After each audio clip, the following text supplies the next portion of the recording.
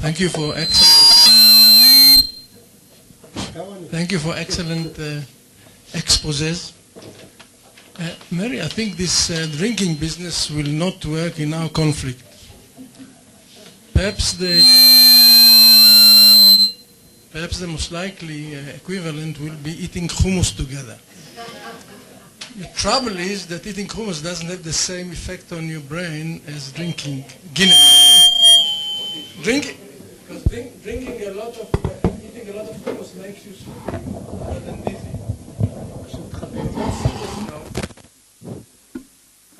Professor Stomka, in a sense, you said that trust is investing in the future. In fact, it involves, in the conflict like ours or other deeply rooted conflicts, a quantum leap forward, which most people are not. Okay. Well, the point is that the trust is an investment in the future. And it involves a quantum leap forward in a conflict like ours, which is very difficult to do for most people. Because people find it difficult to imagine the future in different terms than the past or the present. And this gives tremendous advantage to the spoilers who deals in fear and anxiety and pessimism rather than those who trade in optimism and hope. So this is a very difficult thing to achieve because you need to change people's hard disk, and people are not very likely to respond positively. The second is, which I think is important, is you mentioned it's in the axis of human-inhuman. Because in conflicts like we deal with, normally a group perceives itself as moral, and if it needs, as Kalman argues, if it needs to act immorally, then it said it's not because we are that way inclined, but because we are forced to by circumstances and by the action of the others. And the other is perceived as acting always in bad intention and bad conscience. And the question is how to close this. As long as this gap exists, again, it gives a tremendous advantage to the spoilers. And this can be achieved by elevating the moral status of the other, which is not an easy job. The other one is by deflating our own moral self-perception. And if we feel less morally just always, we may see the other in more human terms. And again, this is a very serious obstacle. Okay, well, maybe we could like a few more comments if there are any.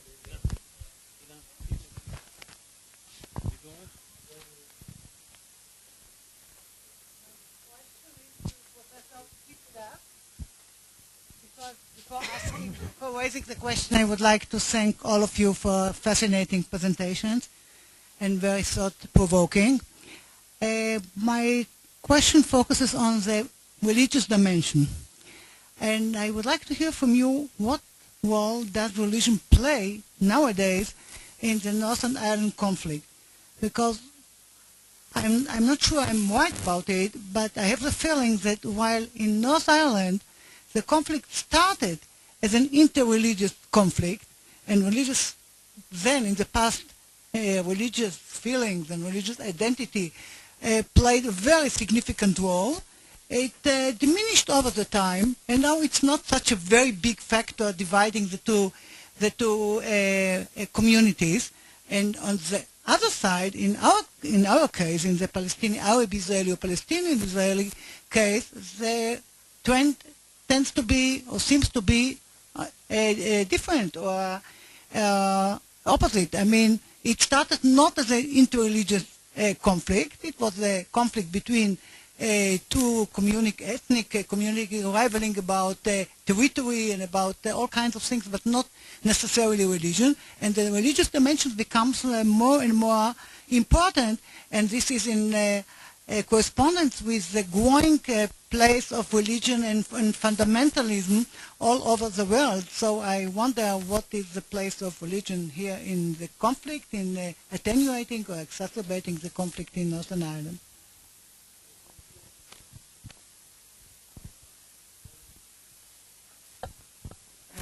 Well, I have a few. One, I'll try to make it short because it relates to Professor Asa Kasher.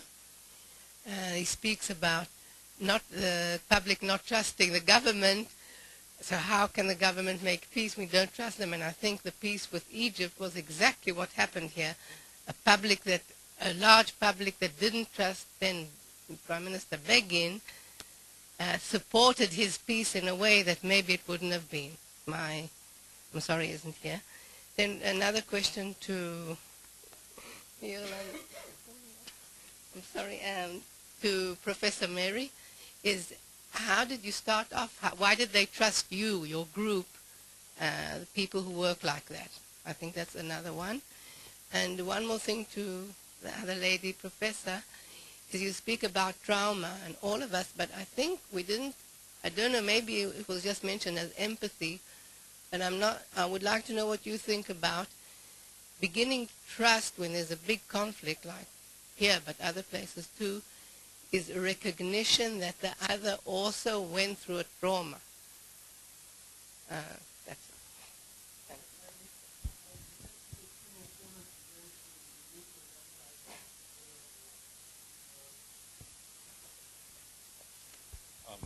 My inquiry is pretty general.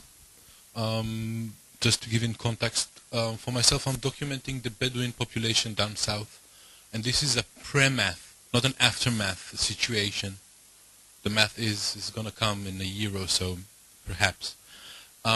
Most of what we have seen are analysis of an aftermath. What can we conclude to an active, a proactive, before the math? How can you just, if not avoid it, just make it less sufferable?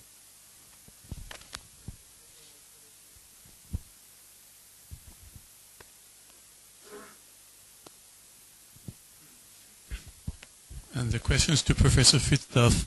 To what extent do you think the methods that you were using in Northern Ireland, the methods you were using in Northern Ireland are applicable to our situation, where we are actually trying to separate basically two populations, and you're trying to put them together, which gives, in my view, gives you a lot more possibilities, and you surely used a lot, including the drink. And the second question, to what extent are individuals critical to pursuing the process, and whether you identify them ahead of time or they come up naturally? Thank you.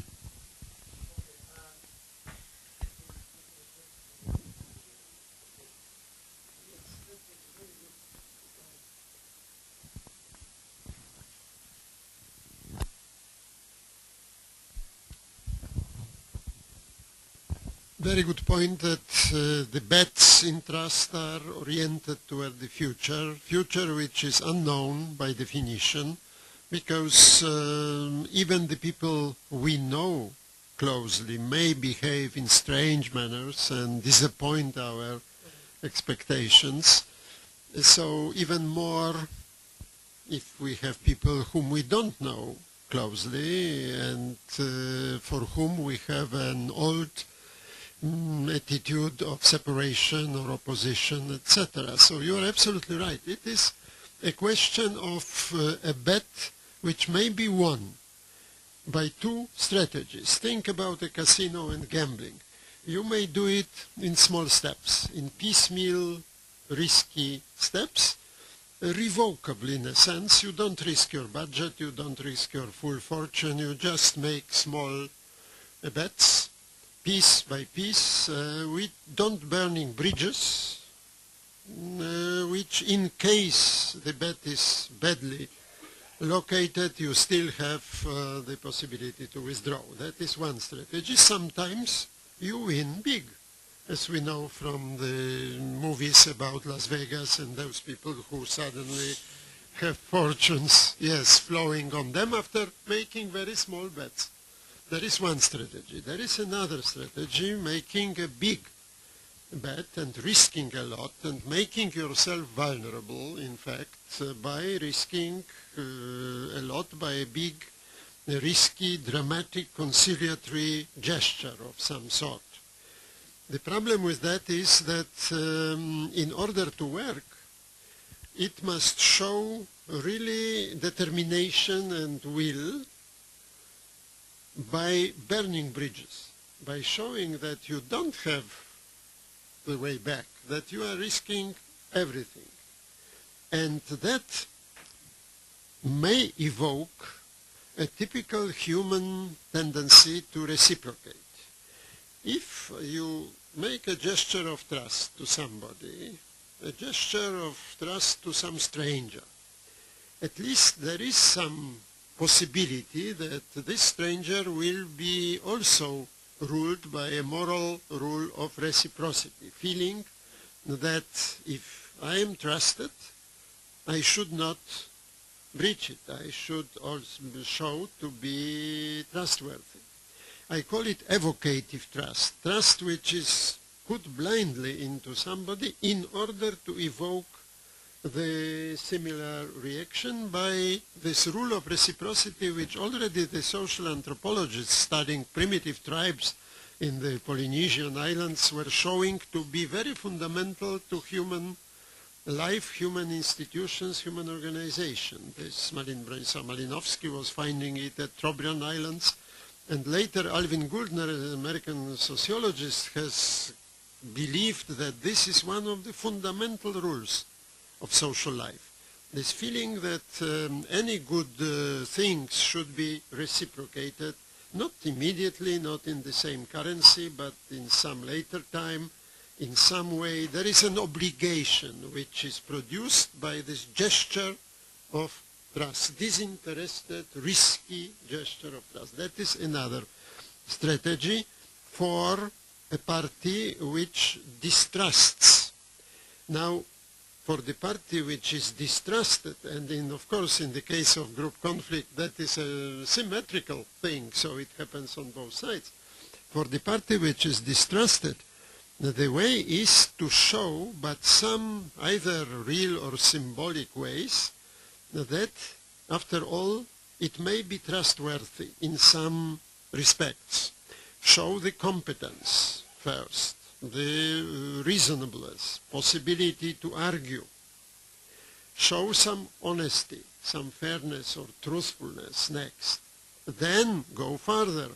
Show some kind of care for the interests of the other person and readiness to help. And finally, show this kind of very demanding reaction which we usually reserve for politicians. We want them to represent our interests.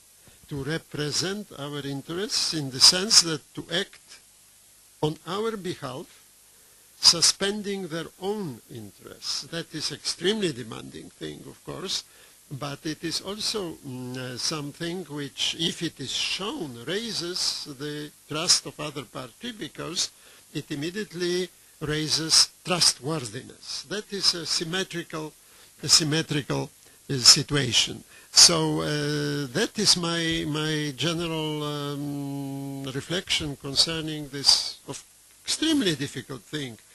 We know that even making bets in the casino is a very difficult and risky thing. What about social life, political conflict? The risks are immensely bigger. But after all, this vicious circle must be stopped at some moment. And sometimes a big conciliatory gesture may stop it or may reverse it. That is at least the only theoretically possible way to deal with such situations. Let's see what I can remember. I want to take the question about the Bedouins first, simply because I feel very passionate about an issue that is really challenging the whole world, and that is the management of diversity. And I feel so passionate about it that I've actually just finished writing a book on the role of the public sector in actually ensuring that we manage them creatively. Far too expensive to buy. Go and get your library to get it, or you can borrow it from Danny. I'm going to give him a copy tomorrow. Seriously, the whole question of the whole world is trying to deal with this, and so it's no different in Israel, in Ireland, etc., etc. I think that, and it ties in with your question, one of the things, my book looks at 50 international incidences of where people have tried to manage diversity. One of the things that comes out all of them is you don't try and put them together in the first instance, because frankly the group who are at the bottom of the pile are not interested in being together with the group who are at the top of the pile. You know, when we brought groups together, the Protestants always wanted to be friends with the Catholics. The Catholics said, no thanks, I just want justice and equality. So the way you do it is really, really critical. There comes a time when you've looked, and this is it's one of the first things that comes up right through this book, that the first issue is also who's gaining and who's losing. So if you don't address the power, you will not be taken seriously, even if you address issues of diversity or issues of friendship and interdependence. So I think that that's something that, you know, we're all struggling with it. It is not just your struggle, not just our struggle. It is a world struggle. And if you look at the figures that I give you, you'll be startled. The third question, I think, is the whole question of dealing with religious dimensions. Is it or is it not a religious war?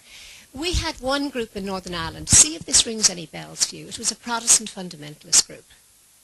And it believed that that they were the lost tribe of Israel, and that God had given them Northern Ireland for the Protestants, and their job was to cleanse it of Catholics. And they took this as an incitement to go out and murder any Catholics that they found. Isn't that frightening? That's where they were using the word of God. These people were not saved. All Catholics, and actually most Protestants, were not saved, so therefore they were expendable. So there was always that level underneath in terms of what religion said about including or not including, loving or not including, who's in, who's out, who's saved, who's not unsaved. Having said that, I think that is much less problematic if it's not tied into power. The difficulty is if you have power and religion together. And by and large, you're right. I don't think it would have mattered. We wouldn't have argued about theology of angels dancing on a pin if it hadn't happened that one of the groups had most of the power and the other didn't. So I think that they do actually go together. But you do have to take those things into account. And one of the things we discovered, that those who were most fundamentalist, and you can be fundamentalist ideologically, like perhaps IRA, Sinn Féin were, you can be fundamentalist religiously, that the work on working with people who are fundamentalists is not probably done by anybody in this room. It's not at its best. It's done by people who believe the Quran, who believe the Gospels, who believe whatever, but who have a different, more liberal version of them. So you have to get alongside people, and people are instinctively distrustful of people whom they know do not read from the same book as they do. So there was a lot of tremendous work done by evangelists, for instance, with our more fundamentalist Protestants, who did believe that Catholics were not saved and perhaps deserve not to be in Northern Ireland. So that's about how you actually work. It's really critical to understand what is important to people. The other thing is we often believe that powerful people are the people who will listen to. They're not. They're often their pastors, their colleagues who do drink in the pub with when they do drink, etc., etc. They're the people that actually shape opinions. And if you can't go into those pubs and find out that in fact your work is probably going to go for naught, you're whistling in the wind, as we would say. I have 5 here, but I've lost one. I just want to say, go back to the one on who's left out. You know, the saddest point about Syria was it couldn't have happened. It didn't have to happen.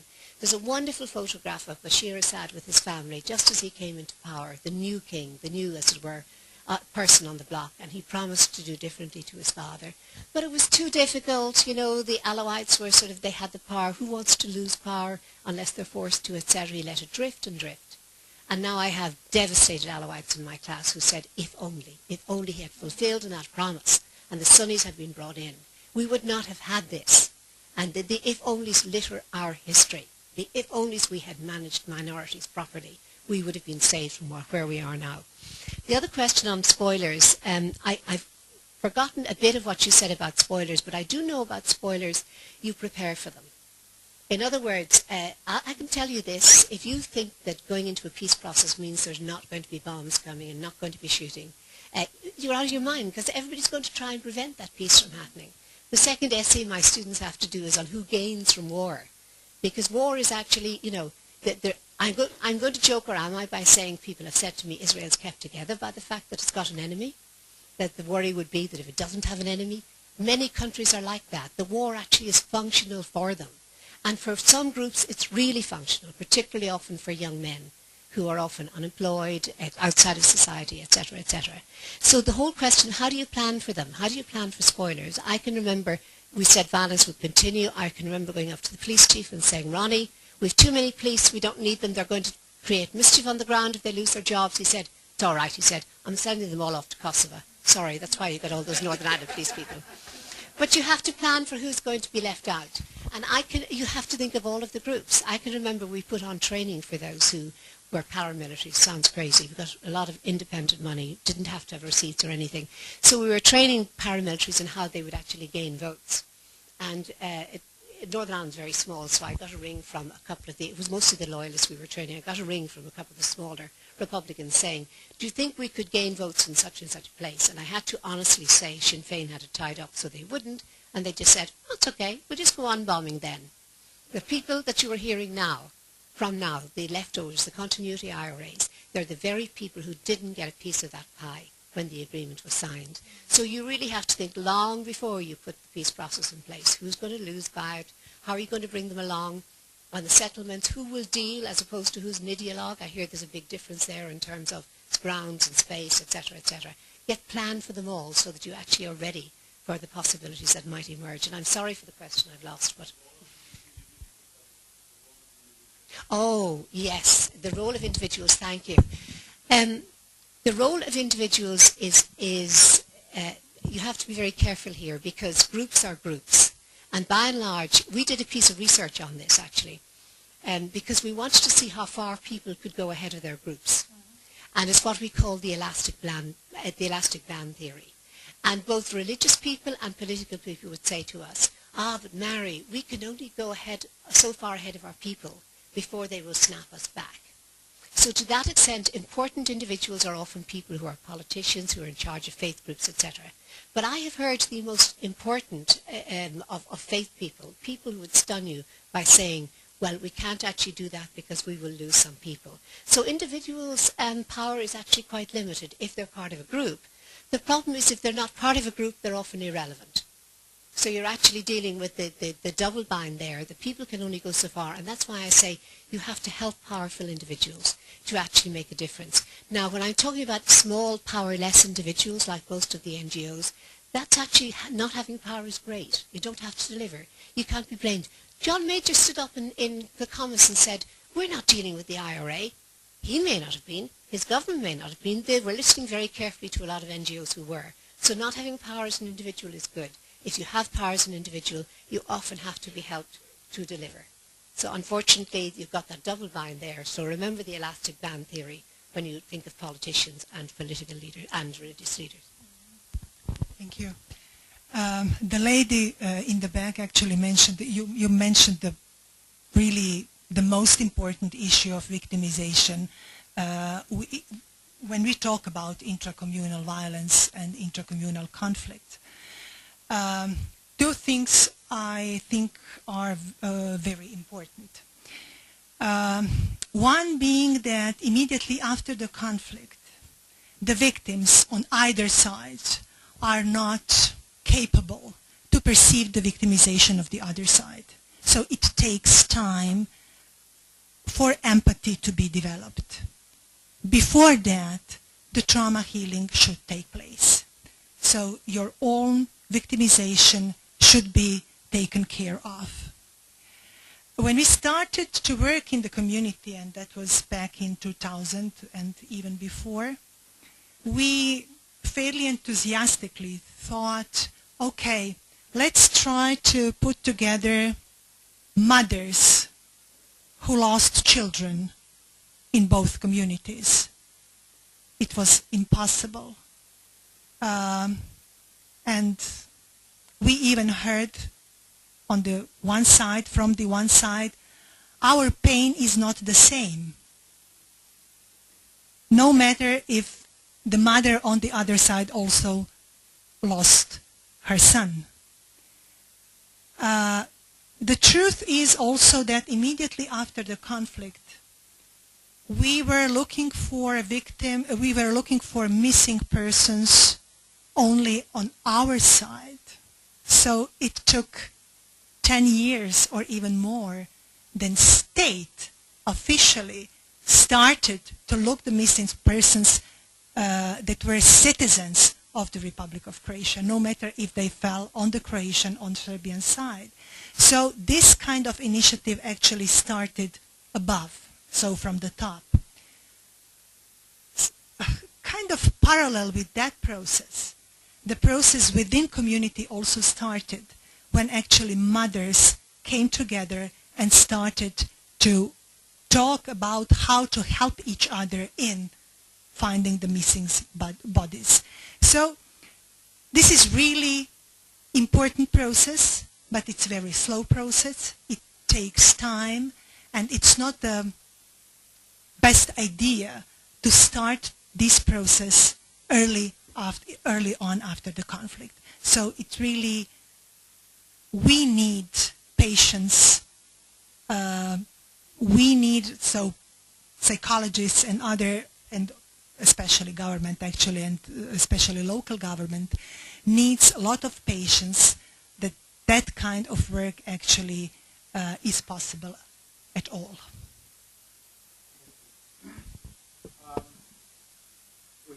There were some other questions or comments, and we take two because the hour we have. Well, I'll have my opportunity tomorrow to comment. Just one very brief comment about the power asymmetry of power, I think is really crucial, and that's some of the differences here. We talk about how quickly you do it and the time that's left for spoilers in a situation, in our case of occupation. The power asymmetry is so large that until there is actually some kind of resolution, much of the rest of this is impossible. But I just had a question, really, for Professor Gorski. It seemed to me that your conclusion was a tautology.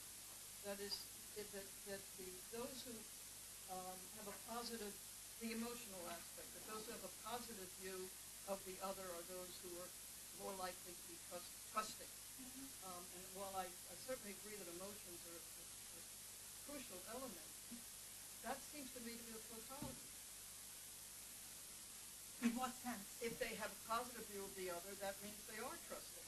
I mean, Trust is not only about emotions. Trust is much more developed than emotional component. What I think is neglected is the role of collective emotions in building trust.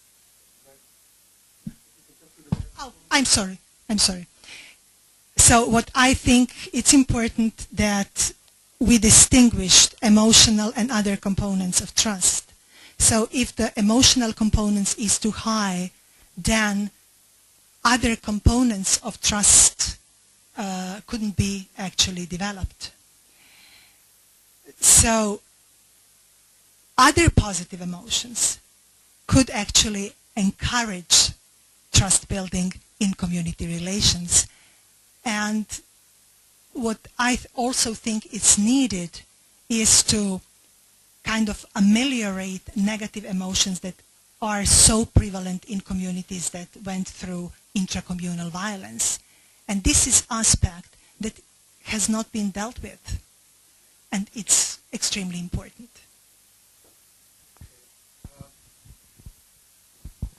Although it's said that I'm a discussant, I will not begin to discuss anything at this late time. But I just want to make one comment which ties into what this gentleman right here said earlier. I think there's a basic difference which applies to relations between Israelis and Palestinians also, between a situation whereby two groups want to live an integrated future or a separate future. Our reconciliation, our trust, and trust-building measures towards Israeli Arabs or towards Palestinians with Israeli identity or Israeli citizenship should be completely different than what we think about when we think about Palestinians across the border. And I think the two issues of trust, and that ties into what you mentioned about Lewitsky's distinction. I would just say that. In integrated relationships, in many areas in social psychology we know that. There are many names to that. In integrated relationship, we need identification-based trust. In separate relationships, we need calculus-based trust. And one of the biggest problems or dangers is to mix the two. When you begin to expect identification-based trust in separate relationships, shouldn't happen. what we talk about is the difference between coexistence and social integration. In Northern Ireland, in most cases, it was social integration, as was the case in Croatia. It's not the same here. We're talking about two different kind of trust, I think, in our relationships with Palestinians. Okay. Thank you very much for a very good session.